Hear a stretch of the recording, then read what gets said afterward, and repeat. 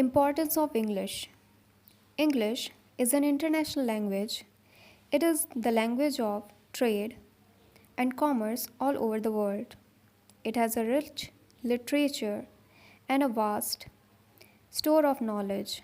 It has tremendously influenced our culture and regional languages. It is still needed for scientific and technical education.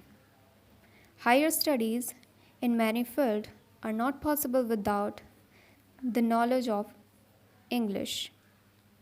In fact, English is a window on our modern world, culture, and civilization. If it is properly studied, it can make Indian language rich. It may not be the official language of India, but it has come to stay as the library language in our country, a language of research and higher education. The importance of English.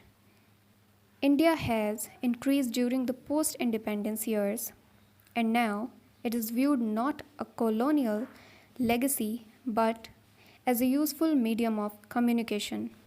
The study of English needs greater emphasis today than ever before without blunting the growth of our mother tongue.